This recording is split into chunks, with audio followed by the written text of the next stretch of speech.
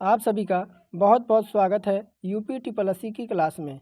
तो आज हम यूपी ट्रिपल एससी के तहत फॉरेस्ट गार्ड का प्रैक्टिस सेट नंबर 13वां यहाँ पर सोल्व करेंगे।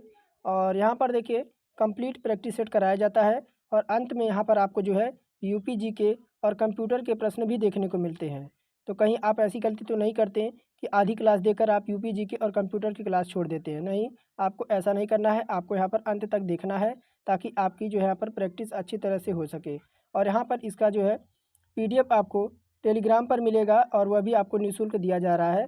और यहाँ पर पीवाई की सीरीज जितने भी आपके यहाँ पर फॉरेस्ट गार्ड में प्रश्न बने हैं पीवाईक्यू से, मैं उसको टेलीग्राम पर अपलोड कर देता हूँ। तो चलिए यहाँ पर पहला प्रश्न है, कह रहा है जलवायु परिवर्तन पर जो संयुक्त राष्ट्र संघ का जो कन्वेंशन ढांचा है वह आपका किससे संबंधित है। तो मैंने कई प्रैक्टिस सेट में बताया है कि आपका जो है यहाँ पर जलवायु परिवर्तन में जो आपका राष्ट्र संघ कन्वेंशन हुआ था वह ढांचा जो आपका है और ग्रीन हाउस गैसों के उत्सर्जन में कमी लाना है। क्या है? कमी लाना है। जो जलवायु परिवर्तन से संबंधित है, ग्रीन हाउस गैस के अंतर्गत आपका carbon dioxide, nitrous oxide, methane, chlorofluorocarbon, वाष्प और ओजोन आदि गैसें यहाँ पर शामिल होती हैं। डी विकल्प हमारे यहाँ पर बिल्कुल राइट होगा। कह रहा मानव जैव आरक्षित क्षेत्र यानी बायोस्फीयर रिजर्व भारत के निम्नलिखित राज्यों में से आपका किसमें अवस्थित है। तो कर्नाटक, केरल, उड़ीसा और असम। तो यहाँ पर आपका जो हो जाएगा ऑप्शन नंबर डी। और ऑप्शन नंबर डी में अगर देखिए असम दे रखा है, असम जो आपका है मानस, कौन सा? मानस। मानस की बात करेंगे, मानस जैव आरक्षित क्षेत्र यानी बायो रिजर्व भारत के असम राज्य में स्थित है। यह जैव आरक्षित क्षेत्र अपने दुर्लभ और लुप्त प्राय जो स्थानिक वन्यजीव हैं उनके लिए जाना जाता है। यहाँ पर खरगोश, गोल्डन लंगूर, पंपी हाग, जंगली भैंसे, एक सींग वाले गैंडे यहाँ पर जो आपके हैं देखने को मिलते हैं। तो डी विकल्प यहाँ पर जो बिल्कुल आपका राइट हो जाएगा। यहाँ पे कह रहा है कि निम्नलिखित में से कौन सा कृत्रिम पारिस्थितिकी तंत्र है। कौन सा कृत्रिम आपका जो है पारिस्थितिकी तंत्र है।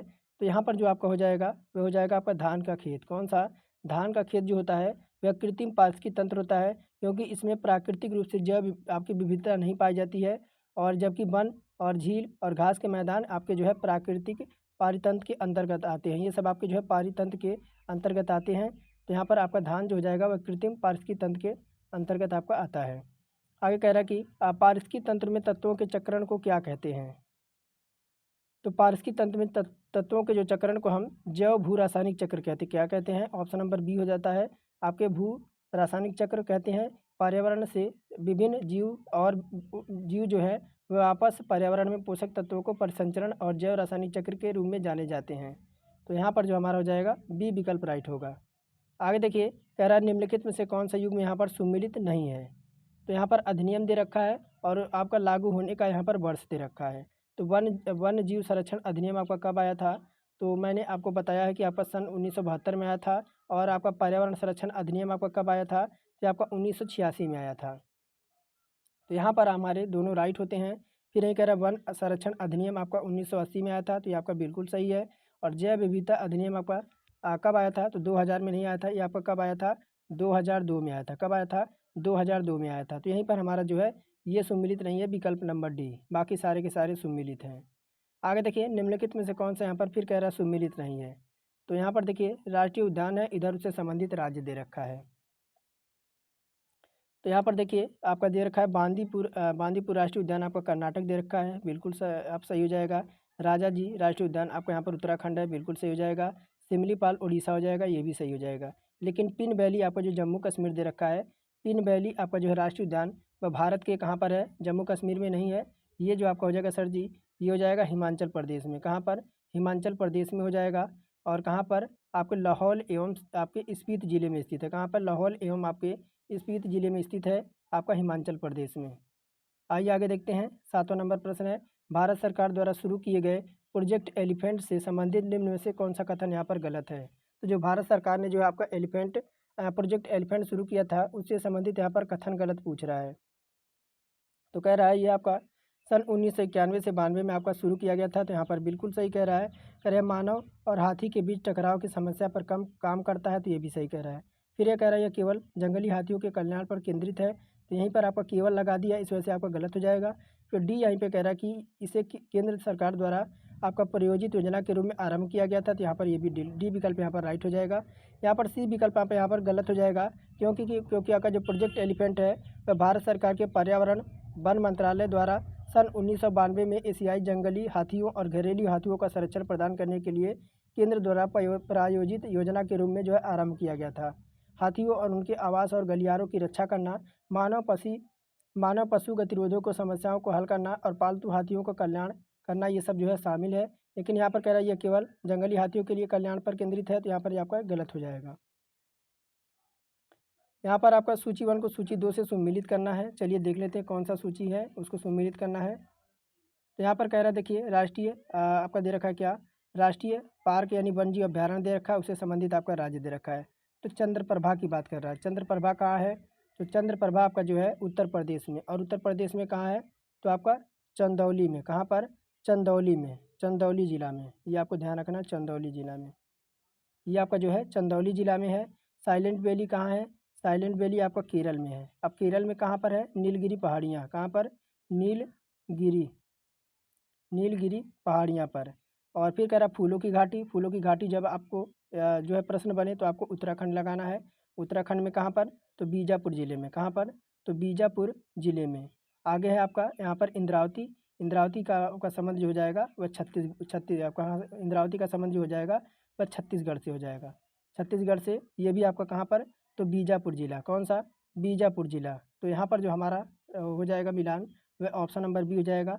ए का तीसरा, बी का चौथा, सी का पहला और डी का दूसरा यहाँ पर जो है हमारा बिल्कुल राइट हो जाएगा।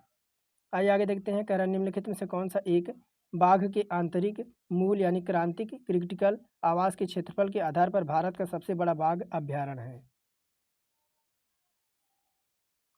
तो आवास के क्षेत्रफल के आधार पर भारत का सबसे बड़ा बाघ अभ्यारण्य यहाँ पर पूछा जा रहा है।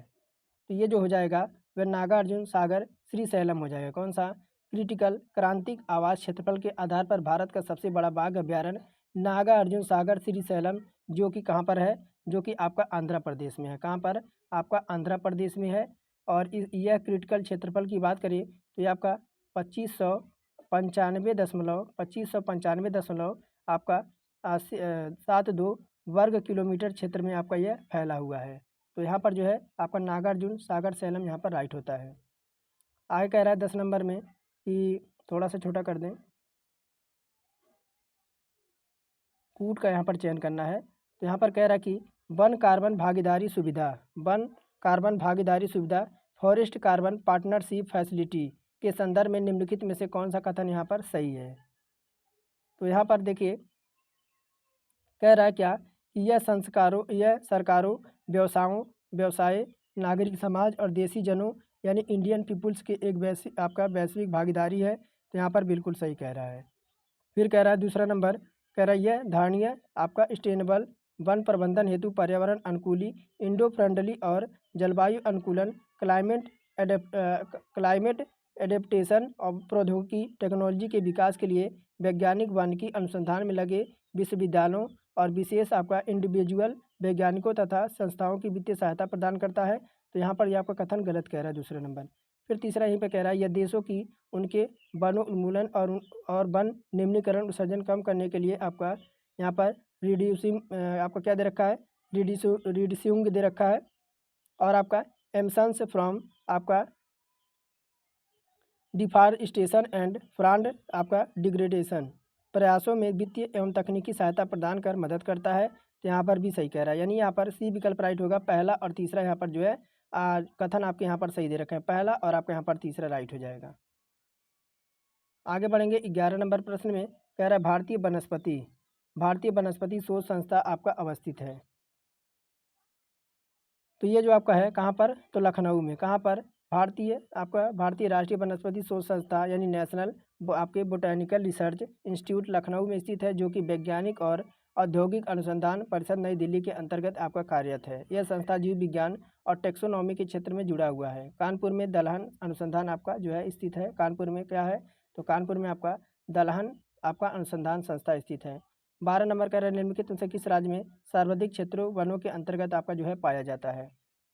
तो यहाँ पर आपका हो जाएगा अरुणाचल प्रदेश। कौन सा, वन रिपोर्ट जो आपकी 2021 आई थी, इसके अनुसार जो आपका है अरुणाचल प्रदेश, कौन सा, अरुणाचल प्रदेश में सर्वाधिक क्षेत्र वनों के अंतर्गत पाया जाता है। और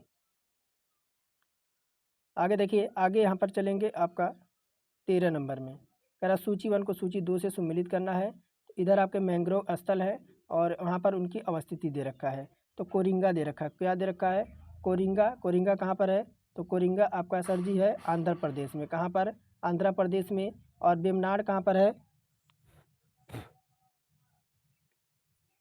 तो वेमनाड कहाँ पर है, वेमनाड, तो वेमनाड आपका है सर जी केरल में, कहाँ पर, वेमनाड आपका केरल में है। पुलिकट कहाँ है, पुलिकट यानी पुलिकट आपका तमिलनाडु में, कहाँ पर, पुलिकट आपका तमिलनाडु में। बकरौली जो आपका हो जाएगा वह आंध्र प्रदेश में हो जाएगा। तो यहाँ पर आपका ए विकल्प राइट होगा, ए का चौथा, बी का तीसरा, सी का दूसरा और डी का पहला। आगे बढ़ेंगे, कह रहे हैं यहाँ पर मरुदाभिद वनस्पति निम्नलिखित में से किसका विशिष्ट आपका अभिलक्षण है। तो मरुदाभिद वनस्पतियों में नागफनी, आपका धिक्वार, धूहड़ आदि आते हैं। इस प्रकार के आपके मरुदाभिद वनस्पतियों में कच्छ के रन में दिखाई देते हैं। तो कच्छ का रन यहाँ पर जो है बिल्कुल राइट हो जाएगा। कह रहा है ऐसा क्षेत्र जहाँ वार्षिक वर्षा 200 सेंटीमीटर से अधिक होती है और आपके ढलावदार पहाड़ी स्थल है, किसकी खेती के लिए अपशिष्ट आपका आइडियल होगी। तो जहाँ पर आपका 200 सेंटीमीटर से अधिक वर्षा होती है, वहाँ पर ढलावदार आपकी जो पहाड़ी हैं, वहाँ पर कौन सी खेती सबसे अच्छी होती है। तो यहाँ पर बात कर रहा है 15 नंबर प्रश्न की। तो वहाँ पर ऐसे जो आपके क्या होते हैं, चाय की खेती, कौन सी, तो ऐसे क्षेत्र जहाँ वार्षिक वर्षा 200 सेंटीमीटर से अधिक होती है और वहाँ पर ढलावदार पहाड़िया स्थल होता है, वहाँ पर चाय की खेती आपकी की जाती है। भारत में असम, और असम जो है राज्य चाय का सबसे बड़ा उत्पादक राज्य है, कौन सा, असम। यहाँ पर जो है असम तो चाय उत्पादन में अग्रणी राज्य है। यहाँ पर आपका भारत के कुल चाय उत्पादन का लगभग 50% उत्पादन होता है, क्या, 50% यहाँ पर असम अकेला जो है जो यहाँ पर चाय उत्पादन करता है। आगे कह रहा है कि दक्षिण भारत में उच्च कृषि उत्पादकता क्षेत्र पाया जाता है। तो कौन से क्षेत्र में, तो यहाँ पर बात करेंगे आपका तमिलनाडु के तट में, कौन सा, दक्षिण भारत में उच्च कृषि उत्पादकता तमिलनाडु तट पर पाई जाती है। यहाँ पर आपके नारियल, रबर, गन्ना, कहवा, चावल आदि फसल यहाँ पर जो है उपजाऊ अधिक पैदा होता है। तो यहाँ पर बात करेंगे ऑप्शन नंबर बी की। कह रहा भारत में वन सर्वेक्षण हेतु वनों को कितने श्रेणी में आपका विभाजित किया गया है। तो वनों को टोटल यहाँ पर बात करेंगे तीन श्रेणी में आपका विभाजित किया गया, कितने, यहाँ पर वनों को 3 श्रेणी में आपका जो है यहाँ पर विभाजित किया गया है। कौन कौन सी श्रेणी वह है, तो वह श्रेणी है आपका यहाँ पर अत्यधिक सघन वन, कौन सा, आपका अत्यधिक आपका जो है सघन वन, अत्यधिक सघन वन। और यहाँ पर दूसरा जो है मध्यम सघन वन, कौन सा, मध्यम सघन वन। और यहाँ पर तीसरा जो आपका है वह खुले वन, कौन से वन, तो खुले वन। ये 3 प्रकार के वनों में जो है आपका श्रेणी में विभाजित किया गया। ऑप्शन नंबर सी यहाँ पर राइट होगा। आगे कह रहा है आपका 18 नंबर कि उष्णकटिबंधीय वर्षा वन में प्राकृतिक वनस्पति की अत्यधिक वृद्धि का कारण है। तो यहाँ पर बात करेंगे, देखिए उपजाऊ मृदा तो यहाँ पर होगा नहीं, उपजाऊ मृदा यहाँ पर नहीं होगा। यहाँ पर आपका क्या होगा, तो आपके वर्ष भर उष्ण और नम जलवायु यहाँ पर सही हो जाएगा। फिर यहाँ पे कह रहा है कि आपका प्रकाश संश्लेषण के लिए सूर्य की तीव्र प्रकाश यहाँ भी सही हो जाएगा। पोषकों के अवशोषण के लिए मौसमी परिवर्तन यहाँ पर जो है गलत हो जाएगा। तो यहाँ पर केवल दूसरा और तीसरा यहाँ पर राइट हो जाएगा कि उष्णकटिबंधीय वर्षा वन को आपके यहाँ पर अत्यधिक सदाबहार वर्षा वन के नाम से भी जाना जाता है। यह वन विषुवत रेखा के दोनों ओर 10 डिग्री अक्षांशों के बीच पाया जाता है। तो यहाँ पर बी ऑप्शन राइट होगा, केवल आपका दूसरा और तीसरा। कह रहा है आगे कि निम्नलिखित में से किस मृदा में लवण की मात्रा इतनी अधिक होती है कि कुछ क्षेत्रों में लवण जल को वाष्पित करके साधारण नमक प्राप्त किया जाता है। तो साधारण नमक का सूत्र होता है NaCl। तो यहाँ पर आगे बढ़ेंगे, आप देखिए यहाँ पर ऑप्शन तो यहाँ पर दे नहीं रखा, ऑप्शन आपका ऊपर मिलेगा। तो यहाँ पर देखिए आपका क्या दे रखा है, पीटमय मृदा और जलोढ़ मृदा और लेटराइट मृदा और शुष्क मृदा। लेकिन यहाँ पर जो हमारा 19 नंबर में राइट होगा वो आपका जो है शुष्क मृदा, क्योंकि शुष्क मृदा का विकास अत्यधिक तापमान वाले शुष्क जलवायु क्षेत्रों में होता है। इन क्षेत्रों में नगण्य वर्षा यानी ना के बराबर वर्षा और अत्यधिक वाष्पीकरण के कारण मृदा में कम नमी और कार्बनिक तत्वों की अल्पता, यहाँ पर हुमास को जो है अभाव पाया जाता है। तो इस दृष्टिकोण से आपके यहाँ पर मृदा के अंतर्गत रखा जाता है। इसमें लवण की मात्रा इतनी अधिक होती है, कुछ क्षेत्रों में लवण जल को वाष्पित करके साधारण नमक जो यहाँ पर प्राप्त किया जाता है। तो यहाँ पर आपका डी विकल्प राइट होगा। अब यहाँ पर देखिए सूची 1 को सूची 2 से सम्मिलित करना है। क्षेत्र है उससे संबंधित आपके अभिलाक्षणिक यहाँ पर वनस्पति दे रखा है। तो सेलवास का संबंध किससे हो जाएगा? सेलवास का संबंध आपका अधिपादप से हो जाएगा। किसके? अधिपादप से हो जाएगा। सवाना का जो संबंध हो जाएगा सवाना, सवाना क्या है? तो आपका घास और वृक्ष है। क्या है? घास और वृक्ष है। टुंड्रा की बात करेंगे, टुंड्रा यहाँ पर क्या है? तो मांस और लाइकेन है। मानसून देश क्या है? तो मानसून देश आपका हो जाएगा परिवृत्ति आपका उद्भिद हो जाएगा। तो यहाँ पर डी विकल्प राइट होता है। ए का तीसरा और बी का दूसरा, बी का चौथा और सी का दूसरा और आपका डी का पहला। आगे बढ़ेंगे। कह रहा तालाब के पारिस्थितिकी तंत्र में निम्नलिखित में से कौन सा जीव एक से अधिक पोषण संस्कार पाया जाता है? जीवों में एक से अधिक जो है आपका पोषण आपका संस्कार आपका यहाँ पर पाया जाता है।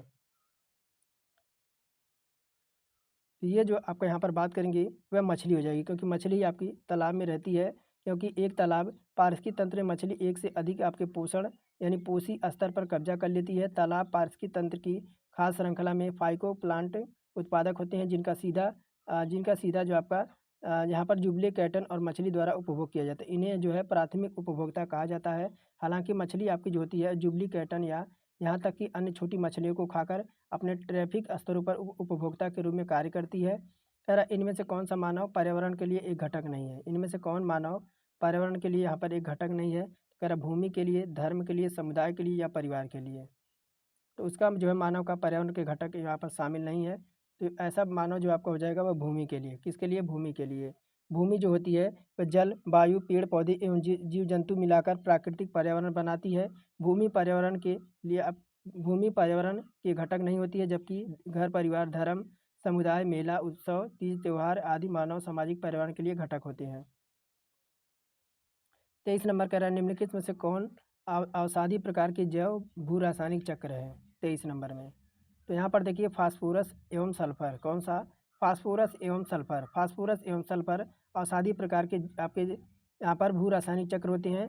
जीवों के जो शरीर होती है वह विभिन्न कार्यों को विकसित करने और उन्हें पुनः उत्पन्न करने के लिए विनियमित करने के लिए पोषक तत्वों को निरंतर आपूर्ति की आवश्यकता होती है। किसी भी समय मिट्टी में मौजूद कार्बन जो होते हैं वह नाइट्रोजन, फास्फोरस, कैल्शियम आदि पोषक तत्वों की मात्रा को स्थायी अवस्था कहा जाता है। तो यहाँ पर जो हमारा डी विकल्प यहाँ पर राइट हो जाएगा। पोषक तत्व आपके जो है वह 2 प्रकार के होते हैं। पोषक तत्व कितने प्रकार के होते हैं? 2 प्रकार के होते हैं। एक आपका जो होता है वह गैसीय होता है। कैसा? एक पोषक तत्व आपका गैसीय होता है, एक जो आपका होता है वह तलछटी होता है। क्या होता है?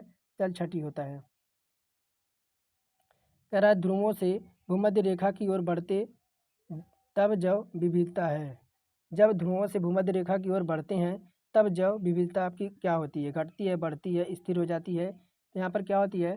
तो यहाँ पर इनमें से कुछ नहीं होगा। क्या होगा आपका? देखिए इनमें से क्या होगा? यहाँ पर हो जाएगा ऑप्शन नंबर ए, बढ़ती है। क्या होती है? ध्रुवों के चारों ओर बहुत बड़ा आपका भाग यहाँ पर क्या है? हिमच्छादित है। ऐसे क्षेत्रों में जीवों और वनस्पतियों का अभाव पाया जाता है। ध्रुवों पर जैव विविधता आपकी न्यूनतम होती है, लेकिन जब ध्रुवों से भूमध्य रेखा की ओर बढ़ते हैं तो जैव विविधता आपकी बढ़ती रहती है। तो ऑप्शन नंबर ए विकल्प यहाँ पर राइट होगा। अगर पौधे द्वारा बनाए गए भोजन को क्या कहा जाता है? तो पौधे द्वारा बनाए गए भोजन को स्टार्च या मंड कहते हैं। क्या कहते हैं? इस आपके स्टार्च या क्या कहते हैं? मंड कहते हैं। तो यहाँ पर डी विकल्प राइट होगा। यह एक आपका पॉलीसेकेराइड कार्बोहाइड्रेट होता है, जिसका निर्माण ग्लूकोज या मोनोसेकेराइड की जो है इकाइयों की बड़ी संख्या के आपस में ग्लाइकोसाइडिड बंधों द्वारा जुड़ने का कारण होता है। आगे कह रहा है वह फसलीय प्रणाली जिसमें खेतिहार फसलें चारागाही फसलों के साथ उसी खेत में वैकल्पिक रूप से उगाई जाती है। तो यहाँ पर कह रहा है कि वनवर्धन, कृषि वानिकी और वृक्ष संवर्धन या ले खेती। तो ले खेती कौन सी? यहाँ पर ले खेती हो जाएगी। ले खेती वह फसलीय प्रणाली होती है जिसमें चारागाही फसलों के साथ साथ खेतिहारी फसलों को उसी खेत में उगाई जाती है। ले खेती के अंतर्गत वनवर्धन क्या होता है? वनवर्धन की बात करें तो वन फसलों की खेती क्या होगा? वन फसलों की खेती होती है। कृषि वानिकी क्या होती है? तो वृक्ष और फसलों की खेती। क्या होती है? वृक्ष और फसलों की खेती। वृक्ष संवर्धन क्या होता है? तो वृक्ष प्लस झाड़ियों की खेती। ऑप्शन नंबर यहाँ पर ले खेती हमारा राइट होता है। आगे कह रहा 27 नंबर कि निम्नलिखित में से कौन सी फसल गेहूं के साथ मिश्रित फसल यानी मिक्स्ड क्रॉप के रूप में बोई जाती है? तो गेहूँ के साथ हमेशा आपने देखा होगा, गेहूँ के साथ हमेशा जो है सरसों बोया जाता है। क्या किया जाए, गेहूँ के साथ आपका चना भी हो गया, मटर हो गया, जौ हो गया, सरसों हो गया, इसके अतिरिक्त आलू भी गन्ना में बोया जाता है। क्षेत्र के साथ गेहूँ बोने के लिए गन्ना अक्टूबर में बोते हैं, और गन्ने के 2 कतार के बीच में आपके 2-3 कतार गेहूँ बोते हैं। आलू के दो कतारों के बीच 1 कतार में गेहूँ बोते हैं। तो इस तरह से आपका चलता है। ऑप्शन नंबर डी हो जाएगा। कह रहा है भू संरक्षण ज़्यादातर आपका इससे प्रभावित होता है। तो भू संरक्षण जो है किससे प्रभावित होता है, तो यहाँ पर आप वर्षा की तीव्रता से, वर्षा की परिवर्तनशीलता से, वर्षा की वितरण से, या कुल वार्षिक क्षेत्र से, वार्षिक वर्षा से। तो यहाँ पर आपका जो हो जाएगा, वर्षा की तीव्रता से यहाँ पर भू संरक्षण आपका जो है प्रभावित होता है। तो यहाँ पर कह रहा है NAFED, नेफ्ट। नेफ्ट यहाँ पर किससे संबंधित है, तो यहाँ पर नेफ्ट क्या है, तो यह राष्ट्रीय कृषि सहकारी विपणन संघ लिमिटेड भारत में कृषि उपज के लिए आपकी विपणन सहकारी समितियों का एक शीर्ष एजेंसी है। इसकी स्थापना की बात करें, इसकी स्थापना होती है 2 अक्टूबर आपका सन 1985 को की गई थी, और ये मल्टी स्टेट कोऑपरेटिव सोसाइटी अधिनियम के तहत आपका पंजीकृत है। तो यहाँ पर आपको जो है कृषि उत्पादकों के विपणन से संबंधित है नेफ्ट। कह रहा भारत में ई नाम यानी ई राष्ट्रीय कृषि बाजार लागू हुआ था। ई नाम यानी ई नेशनल एग्रीकल्चर मार्केट, यह राष्ट्रीय कृषि बाजार एक ऑनलाइन व्यापार मंच है। यहाँ बाजार किसानों, व्यापारियों और खरीदारों को ऑनलाइन व्यापार की सुविधा प्रदान करती है। इसकी शुरुआत की बात करें, इसकी शुरुआत होती है आपकी 2016 में। कब, 14 अप्रैल 2016 में। 14 अप्रैल 2016 में इसकी शुरुआत कृषि मंत्रालय द्वारा की गई थी। 2016 यहाँ पर राइट हो जाएगा। कह रहा है कि सामान्यतः इमारती लकड़ी की वनस्पति निम्नलिखित में से किस क्षेत्र में नहीं पाई जाती है, तो यहाँ पर देखिए उपोष्ण सम ट्रॉपिकल क्षेत्र में भी पाई जाती है, समशीतोष्ण टेम्परेट क्षेत्र में पाई जाती है, अल्पाइन क्षेत्र में पाई जाती है, लेकिन यहाँ पर टुंड्रा क्षेत्र में आपकी नहीं पाई जाती है। टुंड्रा का शताब्दिक अर्थ होता है बंजर भूमि। क्या होता है, इसके बात करें तो इसका अर्थ होता है टुंड्रा क्षेत्र का, तो बंजर भूमि की क्या होता है, बंजर भूमि।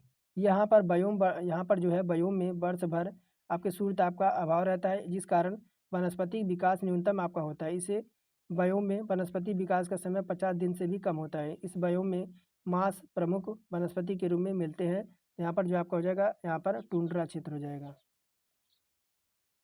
कह रहा मृदा को नाइट्रोजन से समृद्ध बनाने के लिए निम्नलिखित फसलों में से किस फसल के बोने की यहाँ पर तरजीह दी जाएगी, तो यहाँ पर जो जाएगी चना, कौन सी, चना हो जाएगी। देखिए राइबोजियम प्रजाति के बैक्टीरिया जीवाणु दलहनी फसलें जैसे चना, मटर, सोयाबीन के जड़ों में गांठें बनाकर सहजीवी के रूप में निवास करते हैं, जो मृदा में वायुमंडल के नाइट्रोजन को स्थिरीकरण की प्रक्रिया में भाग लेते हैं। मृदा को नाइट्रोजन से समृद्ध बनाने के लिए चना की वरीयता दी जाती है। तो यहाँ पर आपका चना हो जाएगा। पहला प्रथम विश्व पर्यावरण दिवस WED किस वर्ष आपका मनाया गया था, तो प्रथम जो है पर्यावरण दिवस आपका जो है 5 जून को। कब, यहाँ पर 5 जून को, 5 जून को मनाया गया था। कब, सन 1974 को। पर्यावरण प्रदूषण की समस्या पे सन 1972 में यहाँ पर जो है संयुक्त राष्ट्र ने स्टॉकहोम स्वीडन में विश्व भर देशों के साथ पहला पर्यावरण सम्मेलन आयोजित किया था। इसमें टोटल आपको 119 देशों ने यहाँ पर भाग लिया था। इस दिवस को मनाने की घोषणा संयुक्त राष्ट्र वैश्विक स्तर पर राजनीतिक और सामाजिक जागरूकता लाने हेतु सन 1972 में जो है आपकी की गई थी। आगे देखिए, कह रहा है जीवों में संबंध, जहाँ एक जीव को साहचर्य से लाभ होता है और दूसरे को हानि होती है, उसे क्या कहा जाता है,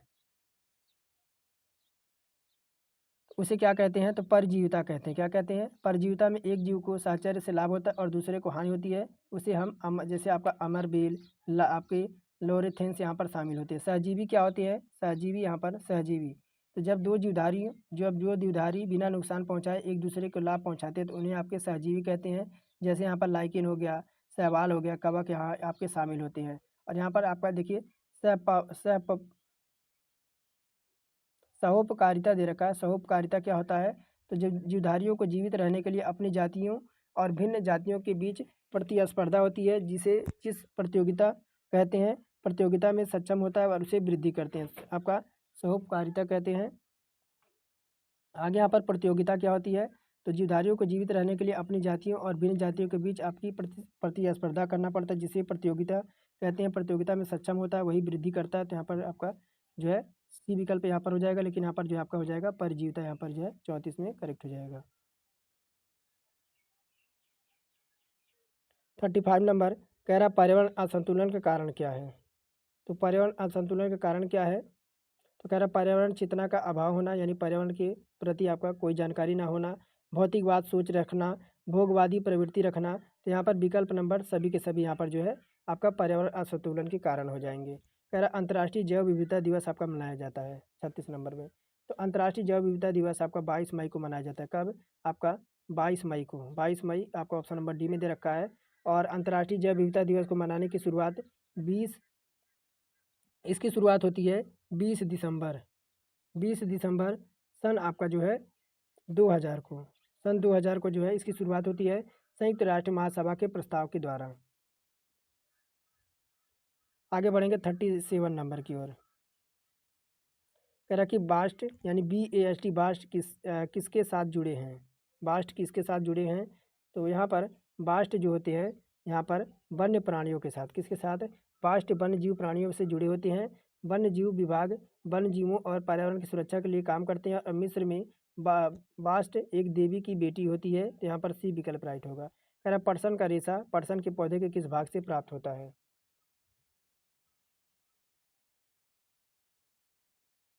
तो पटसन का रेशा जो है पटसन के पौधे के तने से, कहाँ से?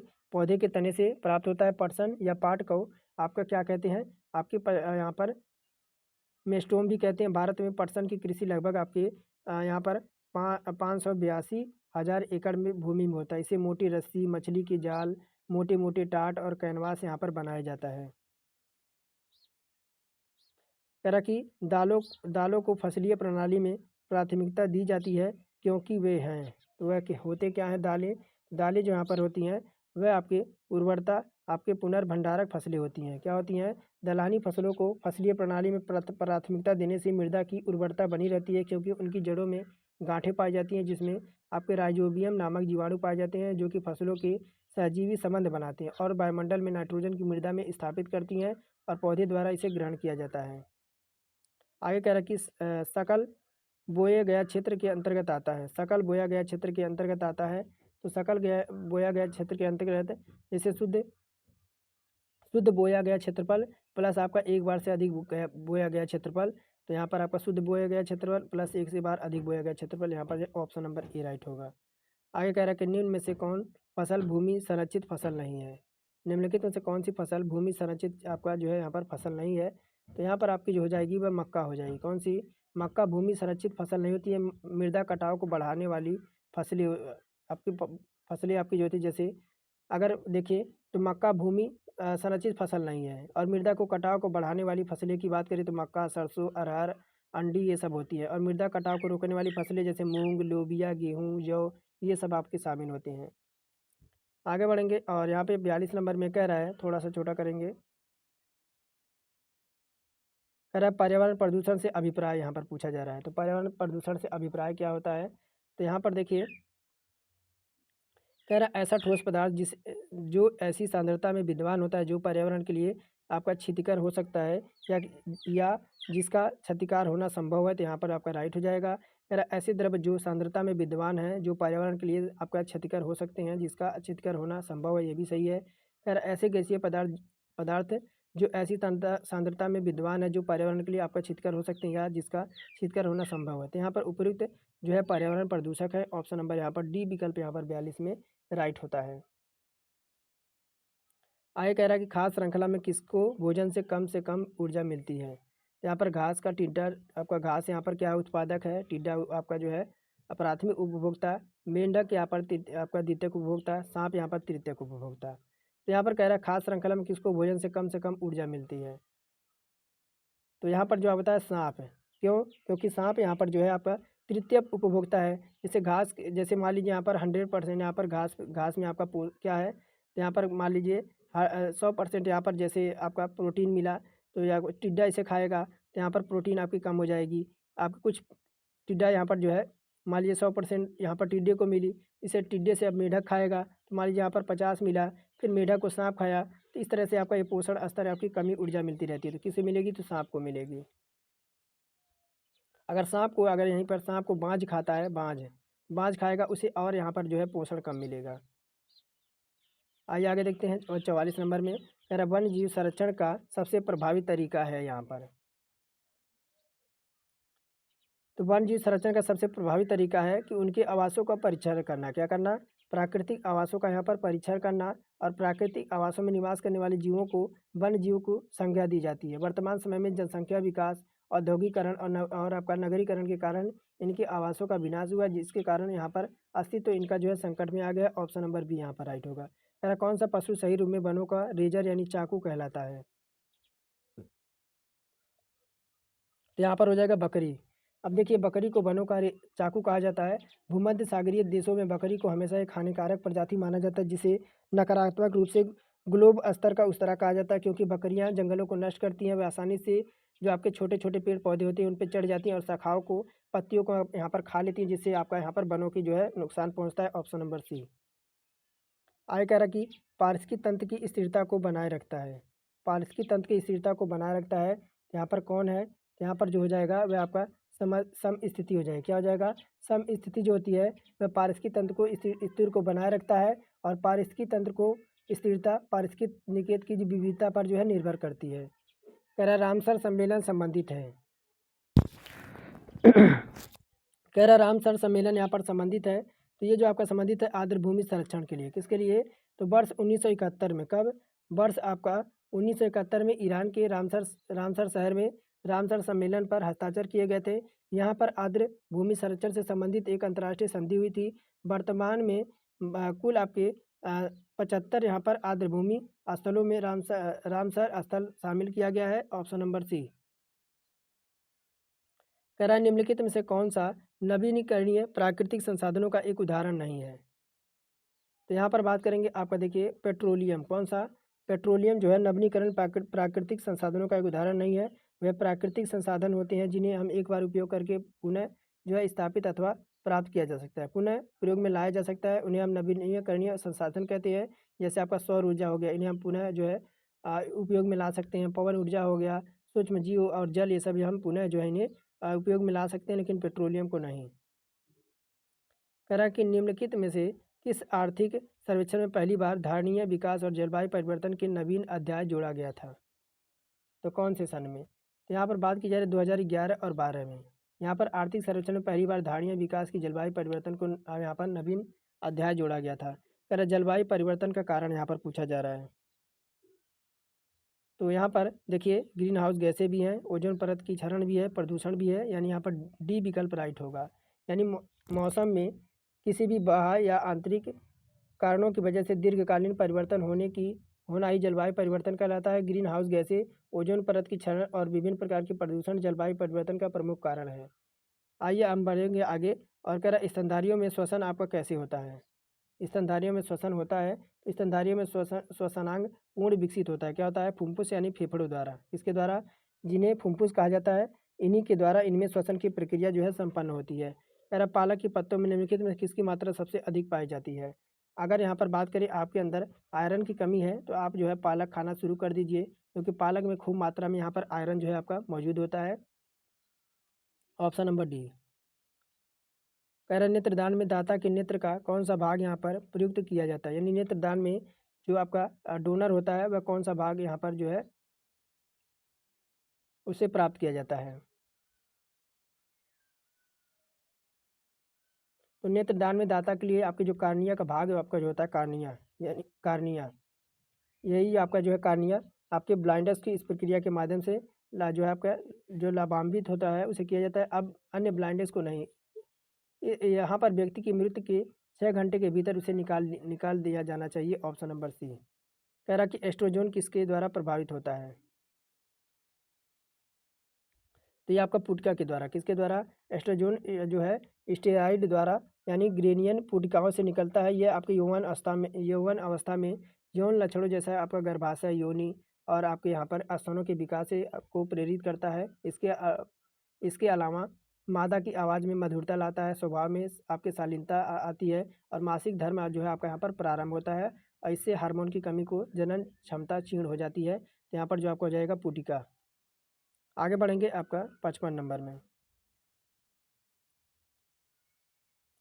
आगे कह रहा है कि 55 नंबर में कह रहा है कि मानव में संतान की लिंग निर्धारण में स्त्रियों की प्रमुख भूमिका होती है। 55 नंबर में थोड़ा सा छोटा कर दें। कह रहा है मानव में संतान की लिंग निर्धारण में स्त्रियों की यहाँ पर भूमिका होती है। तो यहाँ पर कह रहा है क्या 55 नंबर में, तो कह रहा है यहाँ पर कि स्त्रियों में एक्स गुणसूत्र होते हैं। तो कह रहा है ए आर दोनों सही है, आर ए की सही स्पष्टीकरण है, और बी ए आर दोनों सही है परंतु आर ए की सही स्पष्टीकरण नहीं है। ए सही परंतु आर गलत है। लेकिन यहाँ पर हमारा जो हो जाएगा, यहाँ पर ए गलत हो जाएगा। कह रहा है मानव में संतान के लिंग निर्धारण में स्त्रियों की प्रमुख भूमिका होती है। तो यहाँ पर जो आपका ए कथन तो आपका गलत कह रहा है। लेकिन यहाँ पर परंतु आर जो है स्त्रियों में एक्स गुणसूत्र होते हैं। तो यहाँ पर जो है बिल्कुल सही कह रहा है। क्या कह रहा है? बिल्कुल सही कह रहा है कि मानव में अगर बात करें, मानव में सबसे पहले मानव की बात करें, मानव में यहाँ पर 23 गुण, आपके 23 गुणसूत्र होते हैं। यहाँ पर 23 के आपके होते हैं, जिसमें आपके 46 गुणसूत्र हो जाते हैं। कितने? 46 गुणसूत्र हो जाते हैं। इनमें से 22 जोड़े आपस में समान होते हैं, जिन्हें आपके समजात गुणसूत्र कहते हैं। जबकि 23वां जोड़ा गुणसूत्र स्त्रियों में समान, स्त्रियों की बात करें यानी फीमेल की बात करें, इसमें आपके एक्स आपके यहाँ पर गुणसूत्र होते हैं। जबकि यहाँ पर मेल की बात करें, मेल में आपका एक्स वाई होता है, जिसे विषम जाति गुणसूत्र कहते हैं। तो यहाँ पर जो हमारा आपका ए गलत कह रहा है, लेकिन परंतु आर यहाँ पर सही कह रहा है। आगे कह रहा है निम्नलिखित पादपों में किसका संग्रह अंग तना नहीं है। तो यहाँ पर जो आपका देखिए शकरकंद का, किसका? यहाँ पर शकरकंद का संग्रह अंग तना नहीं होता। शकरकंद जो होता है अपस्थानिक जड़ों का रूपांतरण होता है। यह आपके कंदिक मूल यानी कंदिक मूल आपकी फसल है। तो ऑप्शन नंबर डी। कह रहा है मेंडल की आनुवंशिकता का सिद्धांत किस पर आधारित है। तो ये जो आपका है लैंगिक जनन पर, किस पे? तो आनुवंशिकता का सर्वप्रथम जानकारी ऑस्ट्रिया के निवासी ग्रेगर जॉन मेंडल ने दी थी, इसलिए उन्हें आनुवंशिकता का पिता कहते हैं। इन्होंने अपने प्रयोग के लिए मटर के पौधे का प्रयोग किया था। इनका सिद्धांत लैंगिक जनन पर आधारित था। ऑप्शन नंबर यहाँ पर सी विकल्प राइट होगा।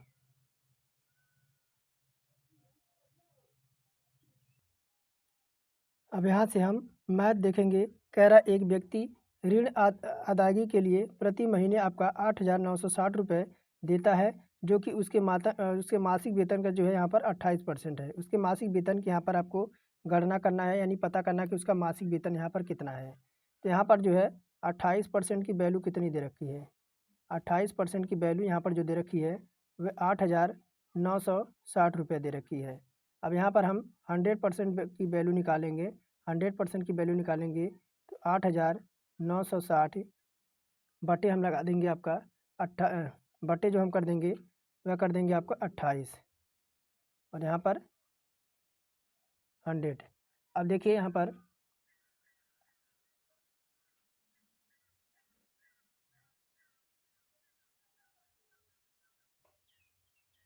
तो 28 तियाँ यहाँ पर काटेंगे। 28 तियाँ आपका हो जाएगा 28 तियाँ, उसके बाद आपका यहाँ पर 10, यानी 310 बार में आपका ये पूरा कट जाएगा। और यहाँ पर 310 गुणे यहाँ पर कर देंगे 100 कर देंगे। तो यहाँ पर आपका 3 जीरो और ऐड हो जाएगा। तो यहाँ पर आपका हो जाएगा कितना? तो आपका 32,000। ऑप्शन नंबर यहाँ पर ए विकल्प यहाँ पर राइट हो जाएगा। ए विकल्प यहाँ पर राइट हो जाएगा। उसका मासिक वेतन यहाँ पर 32,000 हो जाएगा। आगे बढ़ेंगे। फिर कह रहा है राजकुमार ने यहाँ पर 41,000 में 2 LED TV सेट खरीदे। उनमें से एक को 20% लाभ पर बेचने पर, दूसरे को 15% की हानि पर बेचने पर उसने पाया कि दोनों टीवी सेटों का विक्रय मूल्य समान है। उसको कुल लाभ अथवा हानि आपको यहाँ पर ज्ञात करना है।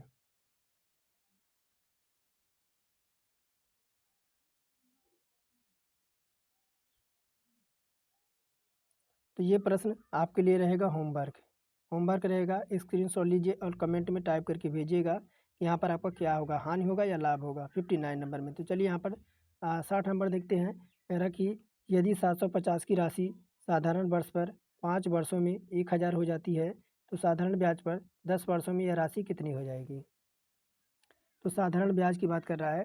तो सिंपल इंटरेस्ट बराबर हमारा क्या होता है? सिंपल इंटरेस्ट बराबर हमारा PRT बाई 100। PRT बाई यहाँ पर क्या होता है?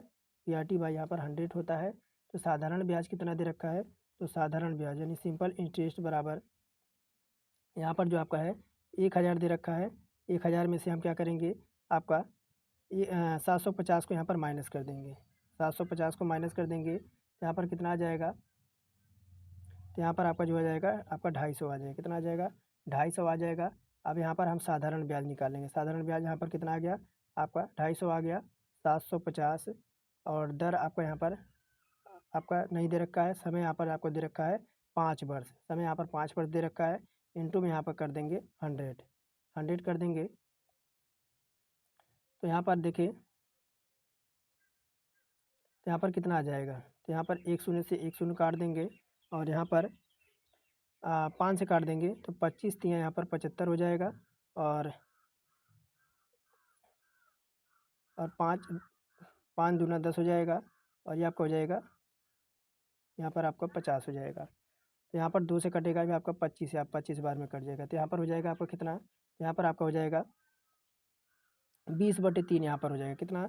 20/3 हमारे यहाँ पर नीचे आ गया। अब आपका दूसरा साधारण ब्याज निकालेंगे। दूसरा यहाँ पर साधारण ब्याज निकालेंगे तो 750 कितना? 750 गुणे हमारा कितना आया? 20/3 आ गया। इंटू में यहाँ पर दर कितना दे रखा है आपका? 10 दे रखा है। दर यहाँ पर 10 दे रखा है। यहाँ पर कह रहे 10 वर्षों में। तो फिर यहाँ पर बटे कर देंगे आपका 100, बटे कर देंगे 100। तो एक शून्य से एक शून्य कट जाएगा। एक शून्य से यहाँ पर एक शून्य कट जाएगा। तो यहाँ पर कितना आ जाएगा?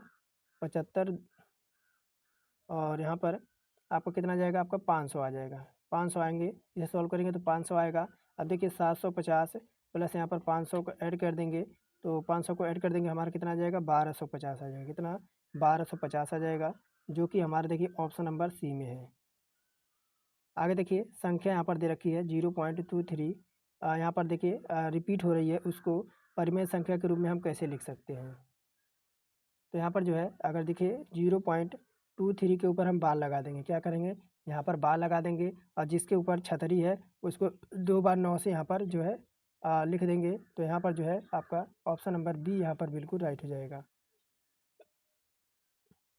कह रहा 3 घंटियाँ हैं, 3 घड़ियाँ हैं, क्रमशः प्रत्येक 1 घंटे में, 2 घंटे में, 3 घंटे में अलार्म बजाने के लिए निर्मित की गई हैं। यदि वह सभी एक साथ अलार्म बजाती है तो अगली बार वह कितनी घंटों बाद एक साथ फिर अलार्म बजाएंगे? तो देखिए यहाँ पे बात करेंगे कि जैसे 3 घड़ियों का अलार्म एक साथ बजने का जो अंतराल है, यानी यहाँ पर तीनों घड़ियों का जो अंतराल दे रखा है एक साथ बजने का, वह जो आपका दे रखा है 1 घंटे बाद आपका दे रखा है।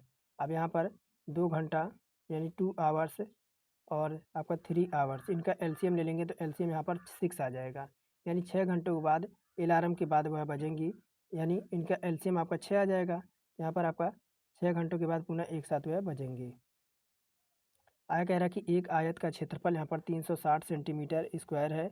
इसकी लंबाई और चौड़ाई का अनुपात 11:9 है। इसका परिमाप आपको पूछ रहा है। तो आपका यहाँ पर आयत की लंबाई और चौड़ाई यहाँ पर देखिए 11x और 9x हो जाएगा। तो आयत का क्षेत्रफल क्या होता है? आयत का यहाँ पर क्षेत्रफल होता है आपका क्या? तो आपका लंबाई गुणे यहाँ पर चौड़ाई।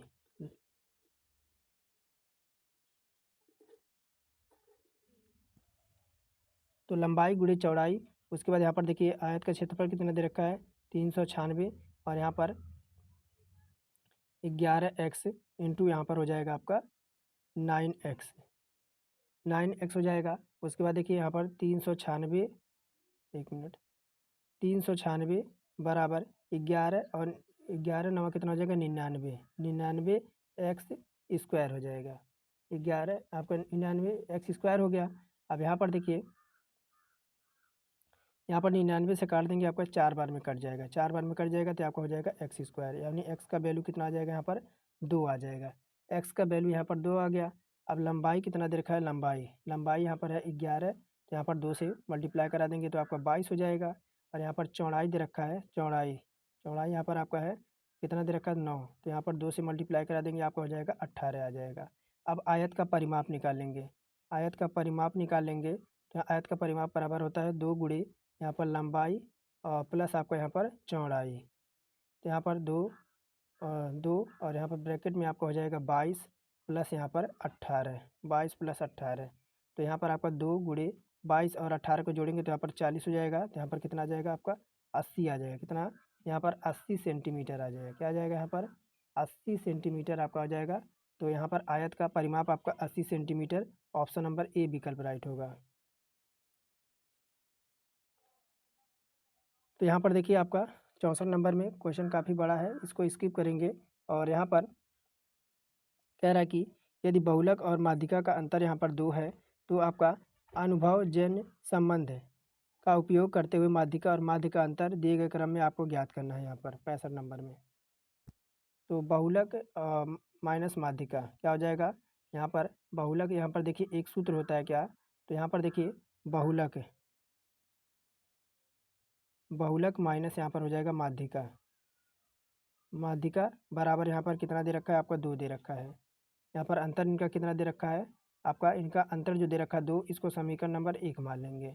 अब यहाँ पर चूंकि आपका एक सूत्र होता है बहुलक बराबर, बहुलक बराबर आपका होता है 3 गुणे माध्यिका, 3 गुणे माध्यिका माइनस 2 गुणे यहाँ पर हो जाता है माध्य।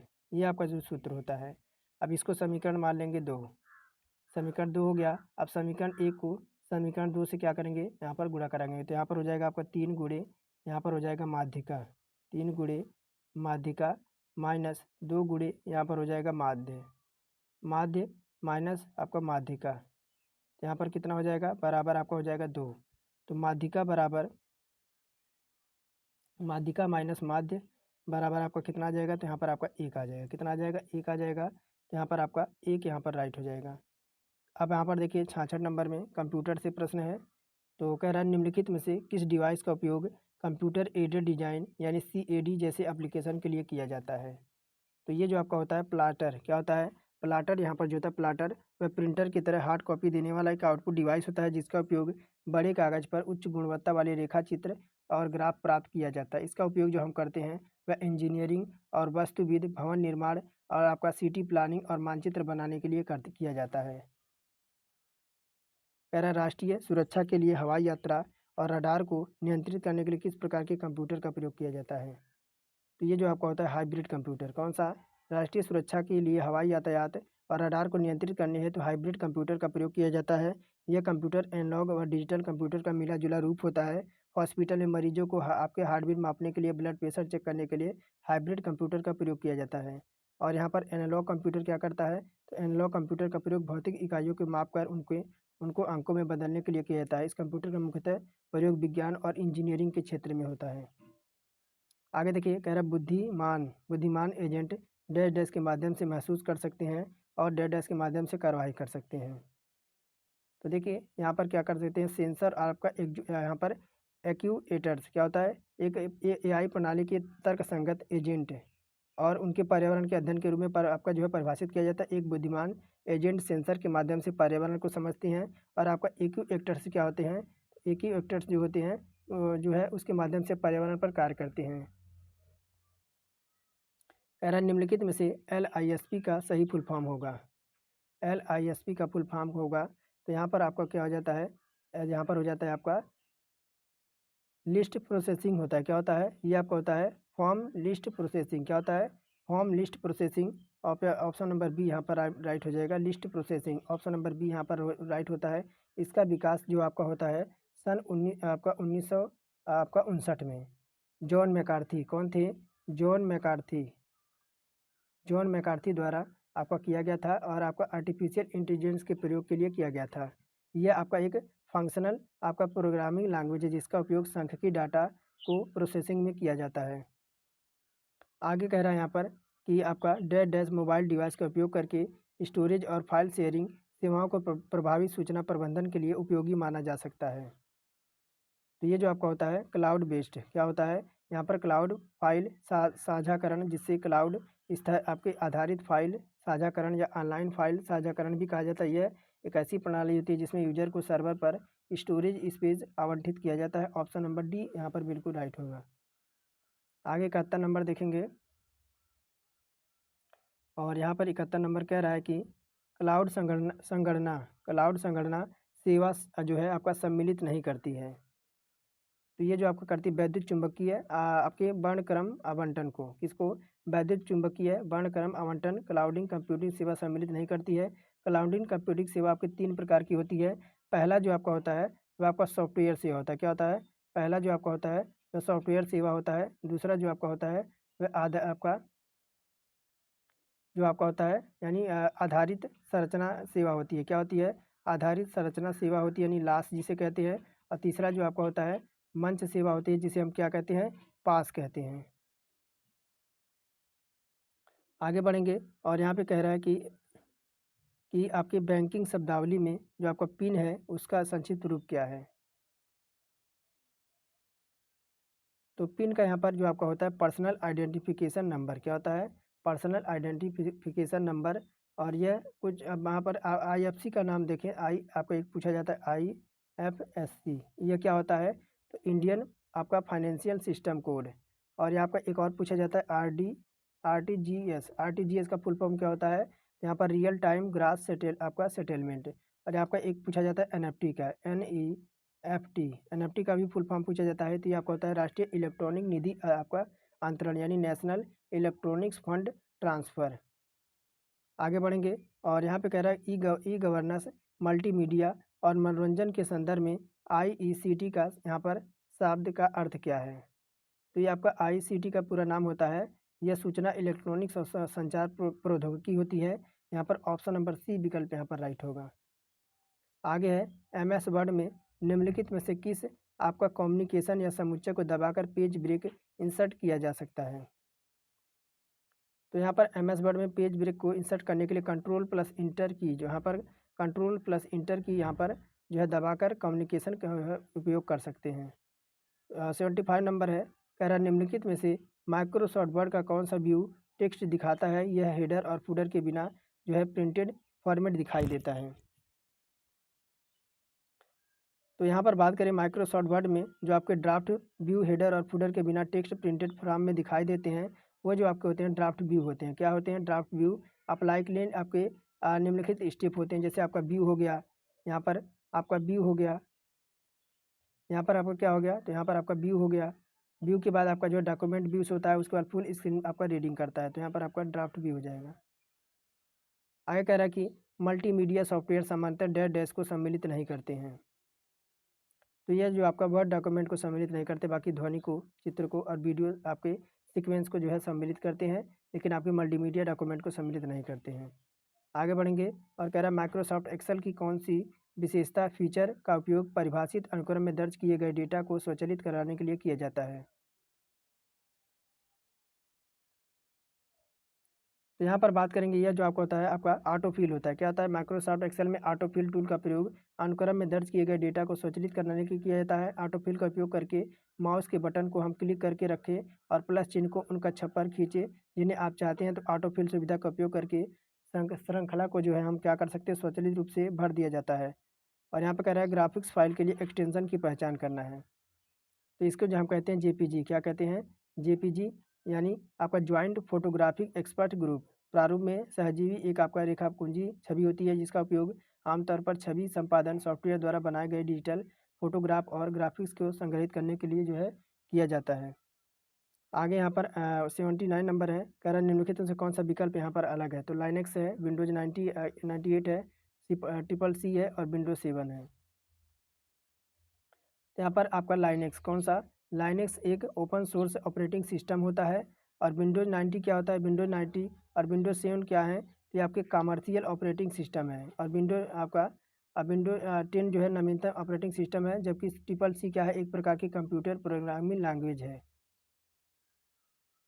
आगे कह रहा है कि आपके प्रोसेड डेटा को डैश के रूप में जाना जाता है। तो ये आपके जानते हैं जानकारी के रूप में, क्या, कंप्यूटर द्वारा प्रोसेस करने योग्य उपलब्ध गई सभी प्रकार की सामग्री डेटा कहलाती है। जिस डेटा या प्रक्रिया को पूर्ण हो चुकी है वह आपकी सूचना कहलाती है। दूसरे शब्दों में डेटा पर प्रक्रिया होने के बाद अर्थपूर्ण डेटा प्राप्त होता है, उसे हम सूचना कहते हैं। आगे कह रहा है कि काशी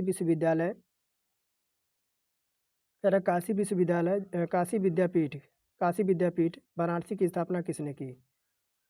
तो ये कौन थे, तो शिव प्रसाद गुप्ता। कौन थे, तो महात्मा गांधी काशी विद्यापीठ वाराणसी की स्थापना आपकी होती है 10 फरवरी। कब होती है, 10 फरवरी आपका सन 1921 में असहयोग आंदोलन के दौरान बाबू शिव प्रसाद तथा भगवान दास द्वारा की गई थी। इस संस्था की स्थापना काशी विद्यापीठ के नाम से की गई थी और सन 1995 में इसका नाम बदलकर महात्मा गांधी काशी विद्यापीठ कर दिया गया था। कह रहा कि 2011 की जनगणना के अनुसार उत्तर प्रदेश किस जनपद में जनसंख्या घनत्व सर्वाधिक है। तो यहाँ पर आपकी जो हो जाएगी वह वाराणसी हो जाएगी। कौन सी? 2011 के जनगणना के अनुसार उत्तर प्रदेश में वाराणसी जनपद में जनसंख्या घनत्व सर्वाधिक है। तो यहाँ पर आपका जो है ऑप्शन नंबर सी। आगे देखिए, कह रहा है उत्तर प्रदेश में डैश डैश हेतु शाकंभरी संकल्प जो है अभियान शुरुआत की गई थी। तो यहाँ पर तिराइयों आपके कुपोषण दूर करने के लिए उत्तर प्रदेश में सरकार द्वारा हौसला पोषण योजना के तहत प्रदेश के 29 जिलों में कितने? प्रदेश के आपके 29 जिलों में आपके सबरी संकल्प योजना शुरू की गई थी। सबरी संकल्प योजना के तहत महिलाओं को कुपोषण से बचाने के लिए ऐसी महिलाएं जिनका जीवन दैनिक मजदूरी पर निर्भर है, उनको 2 वर्ष तक बच्चों को कुपोषण से दूर रखने के लिए 500 रुपये प्रति माह और 6 माह तक 3000 रुपये और बैंक खाते में भेजा जाएगा। 6 माह के बाद नवजात बच्चे को 2 वर्ष बाद जो है पोषण के लिए 500 रुपये प्रति की दर से 6 माह पर दिया जाएगा। उत्तर प्रदेश में राज्य पोषण मिशन संबंधित है। तो यहाँ पर जो आपका है बेरोजगारी दूर करने के लिए, 1 मिनट, यहाँ पर आपका 84 नंबर है ना। तो यहाँ पर आपका जो है कुपोषण से, किससे? कुपोषण से। तो देखिए, कुपोषित और अति कुपोषित बच्चों को कुपोषण से निजात दिलाने के लिए उत्तर प्रदेश सरकार ने राज्य पोषण मिशन जो है प्रारंभ किया है। आगे कह रहा है उत्तर प्रदेश की क्षेत्रीय परिषद का सदस्य है।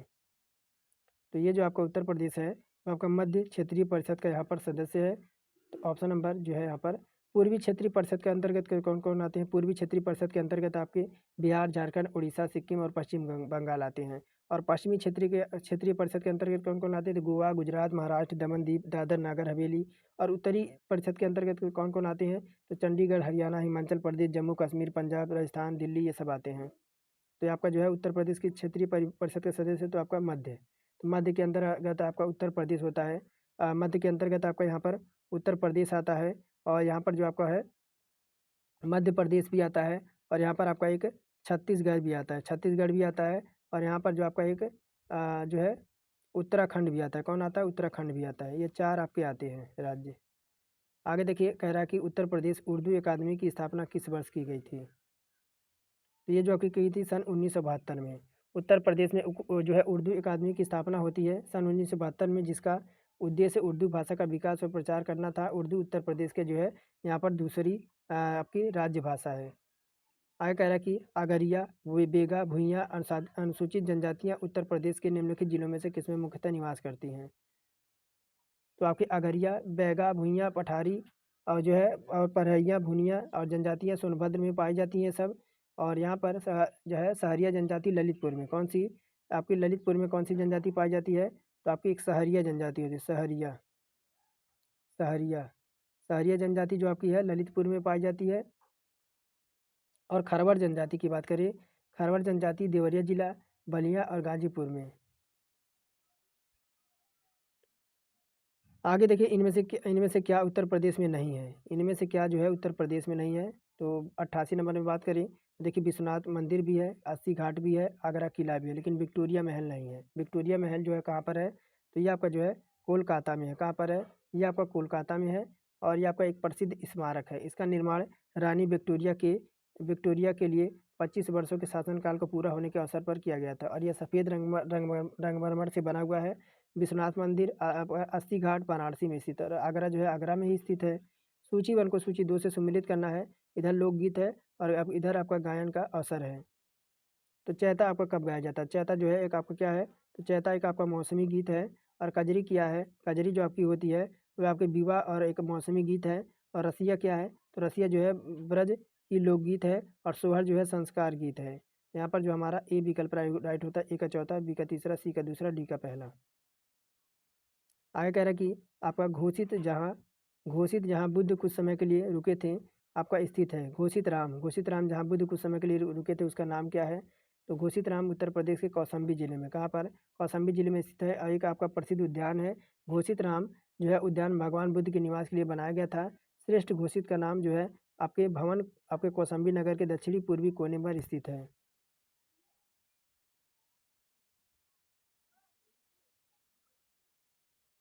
आगे कह रहा है 91 नंबर में, निम्नलिखित में से कौन सी सिंधु घाटी सभ्यता का स्थल उत्तर प्रदेश में स्थित है?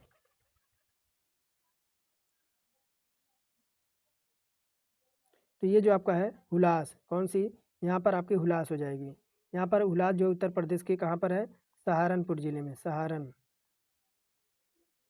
सहारनपुर आपका सहारनपुर जिले में अवस्थित है। सिंधु घाटी सभ्यता का स्थल जो आपका रोपड़ रोपड़ कहाँ है? रोपड़ जो आपका है वह पंजाब में है। रोपड़ पंजाब में है। और यहाँ पर बनवाली कहाँ पर है? बनवाली आपका हरियाणा में है। और मांडा कहाँ पर है? मांडा जो है आपका जम्मू में। कहाँ पर? मांडा जो आपका है जम्मू में स्थित है। आगे के देखिए, कह रहा है जनरथ नाम दिया गया है। जनरथ नाम दिया गया है, तो यहाँ पर जो आपको दिया गया है उत्तर प्रदेश सरकार द्वारा प्रारंभ किए गए निम्न लागत एसी बस सेवा को। किसको? तो उत्तर प्रदेश सरकार द्वारा प्रारंभ किए गए लागत एसी बस सेवा को जनरथ नाम दिया गया है। जनरथ एसी बस का किराया साधारण बसों की अपेक्षा थोड़ा जो है ज़्यादा होता है। आगे कह रहा है कि उत्तर प्रदेश के जिले में यूरेनियम पाया जाता है। उत्तर प्रदेश के जिले में यूरेनियम पाया जाता है 93 नंबर में। तो यूरेनियम क्या होता है? प्राकृतिक रूप में पाए जाने वाले तत्वों में सबसे भारी तत्व होता है, जो उत्तर प्रदेश के आपका ललितपुर जिले में पाया जाता है। इसकी खोज जो है 1789 में आपके कार्ल प्रोटो द्वारा पिचलैंड नामक आयस्क द्वारा की गई थी। कह रहा है निम्नलिखित में से कौन से युग में यहाँ पर सुमिलित नहीं है? तो अलीगढ़ जो है आपका ताला उद्योग के लिए है, बिल्कुल सही है। और यहाँ पर चूड़ी के उद्योग के लिए आपका क्या है? चूड़ी के उद्योग के लिए आपका यहाँ पर शाहजहाँपुर नहीं है। चूड़ी उद्योग के लिए आपका क्या है? आपका फिरोजाबाद। कौन सा? फिरोजाबाद, जिसे सुहाग नगरी के नाम से भी जाना जाता है। चिकनकारी उद्योग आपका जो है, चिकनकारी उद्योग यहाँ पर जो है लखनऊ। और कालीन उद्योग आपका भदोही। तो यहाँ पर चूड़ी उद्योग के लिए आपका फिरोजाबाद, यही आपका सम्मिलित नहीं है। आइए आगे देखते हैं। कह रहा है यहाँ पर कि उत्तर प्रदेश ने उच्चतम औद्योगिक वृद्धि दर अंकित की है। तो उत्तर प्रदेश ने उच्चतम औद्योगिक वृद्धि जो है 10वीं पंचवर्षीय योजना, कौन सी? 10वीं पंचवर्षीय योजना में शुरू किया गया था। इस योजना में आपके 10.8% की वृद्धि हुई थी, जो उत्तर प्रदेश की सर्वाधिक आपके औद्योगिक वृद्धि दर थी। कह रहा कि उत्तर प्रदेश में रक्षा गलियारा का केंद्रीय क्षेत्र आपका कौन सा है? तो यहाँ पर बात करेंगे आपका 1 फरवरी सन 1 फरवरी आपका 2018, 1 फरवरी 2018 में प्रस्तुत आम बजट में देश की 2 आपके रक्षा गलियारे हैं। डिफेंस कॉरिडोर, कौन सा? डिफेंस कॉरिडोर बनाने के लिए निर्णय लिया गया, जिसमें पहला कॉरिडोर चेन्नई के बंगलुरु के मध्य, दूसरा उत्तर प्रदेश के बुंदेलखंड में आपका प्रस्तावित है। पहला कह रहा है ब्रांड उत्तर प्रदेश सृजन के लिए उत्तर प्रदेश पर्यटन द्वारा किस उपागम को अपनाया गया है? तो ब्रांड जो है ब्रांड उत्तर प्रदेश सृजन के लिए उत्तर प्रदेश पर्यटन द्वारा समग्रता उपागम को अपनाया गया है। और ये आपका जो है समग्रता उपागम को अपनाया गया है। उत्तर प्रदेश सरकार ने पर्यटन की संभावनाओं को देखते हुए उत्तर प्रदेश पर्यटन नीति जारी करके समग्रता उपागम को अपनाया है। आगे कह रहा है कि उत्तर प्रदेश में सिंचाई का सबसे बड़ा स्रोत है। तो उत्तर प्रदेश में राज्य में लगभग आपका 80% यहाँ पर सिंचाई जो है 80% सिंचाई जो है नलकूपों द्वारा और कुओं द्वारा किया जाता है। तो यहाँ पर जो है आपका ऑप्शन नंबर सी यहाँ पर राइट हो जाएगा। आगे यहाँ पे कह रहा है कि निम्नलिखित में से कौन सी फसल चक्र पूर्वी उत्तर प्रदेश के सर्वाधिक उपयुक्त समझा जाता है? तो पूर्वी उत्तर प्रदेश के लिए सर्वाधिक जो आपका उपयुक्त है, जो आपका धान, मक्का और गेहूँ। कौन सा? धान, मक्का और गेहूँ। यहाँ पर ऑप्शन नंबर ए राइट होगा। आगे बढ़ेंगे, लास्ट प्रश्न है। कह रहा है कि यहाँ पर उत्तर प्रदेश का कौन सा जनपद दशहरी आम का यहाँ पर सर्वोच्च उत्पादक है? तो दशहरी आम के लिए हम जो है लखनऊ को जानते हैं, और यह आपका सर्वोच्च उत्पादक है। दशहरी आम को भौगोलिक संकेतक का विशेष कानूनी दर्जा प्राप्त है। एक अलग स्वाद और सुगंध के कारण इसे दशहरी आम की जो है विशेष पहचान दिया जाता है। ऑप्शन नंबर बी यहाँ पर राइट होगा।